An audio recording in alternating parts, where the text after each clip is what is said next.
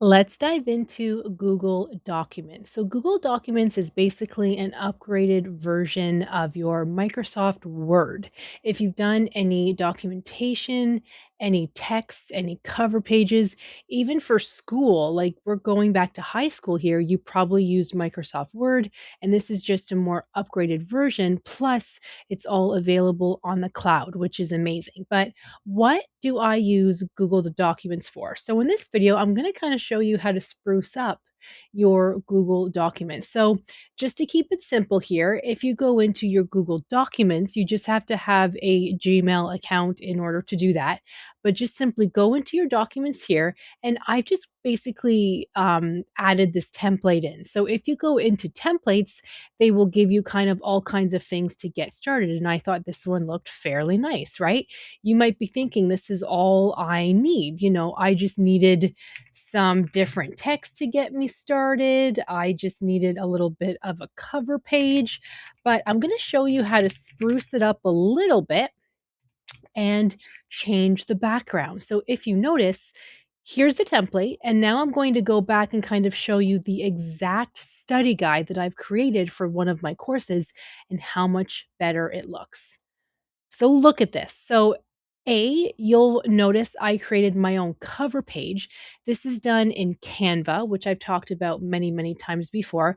And then I just simply added the cover page as an image. I just went to insert, image, upload to computer, and then you can see it. I have actually lots of images right now, but I just kind of clicked the one that I made today.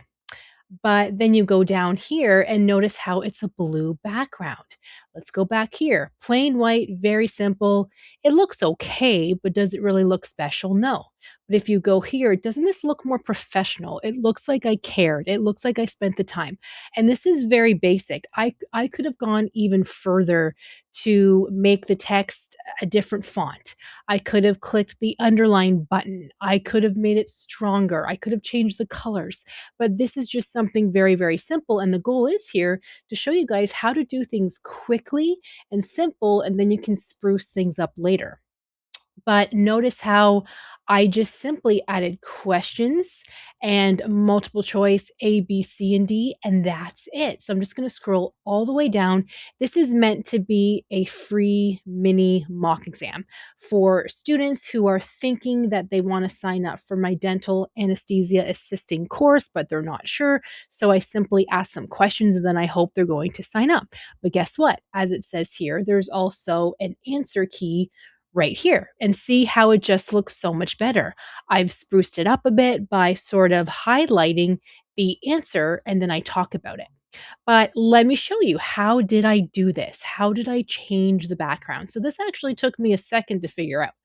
What I did was you go under on the upper left under file and then you go to page setup, and then notice here how it says pages and pageless.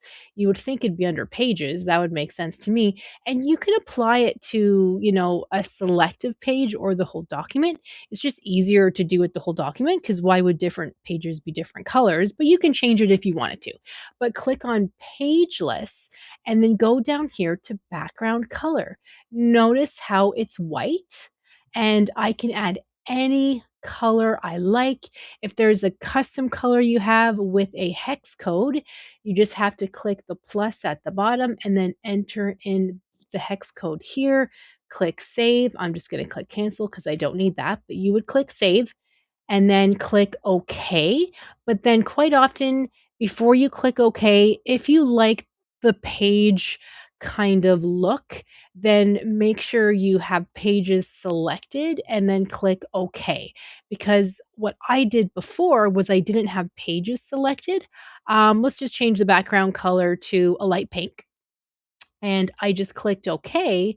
But then see how it's kind of all over the place? Like it's a full screen, but it doesn't show up in pages. Like this one is easier for me to look at where I see the actual paper. Now, how does it look when I do the paper again? Just to show you, go up to File, Page Setup, go over to Pages, and then you would click OK. And then see how it changes it now. But doesn't that look better? I mean, obviously the pink and blue don't go well together, but that doesn't matter. This is just kind of showing you how I did it. But let's say you want to add an even nicer cover page, as I mentioned before. I'm going to add a cover page by inserting an image, upload from computer. I'm just picking one from my computer right now. I know you guys can't see that. I picked this one. You might be wondering, what the heck? It's on the different page. Like, I don't want it on the second page. I want it on the first page. You just have to make it smaller. So you just have to click the image, make it a little bit smaller. Okay, maybe a lot smaller. Okay, clearly I did something wrong. But usually it kind of goes to, oh, it's because of all of the text here. I'm sorry. So let's say you want to take away the text. And okay, there we go. So I did have to make this quite small, but it's because for some reason there's extra spacing there. So you do have to play around with it a little bit. But now you're probably wondering, okay, you want to make it bigger. Why do I have a header here? So you guys, clearly I clicked something I wasn't supposed to, but you can undo. I do that all the time. Click the back arrow to undo, and because I couldn't tell you what I did there, but doesn't this look good? I like it to cover the whole page. There's even like a little space there up at the top, but that's okay, like right here. Doesn't that look better than just plain white? And then like you can take this away. You can bring everything up again. Whoops, see, click the backwards arrow. You can bring things up again if that works for you. So play around with it. I use Google Docs for all of my study sheets, anything that's like ebook related or basically heavy text. But I use Canva for creating images. Excuse me, for creating images for social media posts. But Google Docs here is good for basically everything else, especially if you're a teacher, if you're uploading study guides to your courses or templates, it is fantastic. So I hope I taught you a lot today. Let me know if any questions. Thank you so much for watching, and I'll see you in the next one.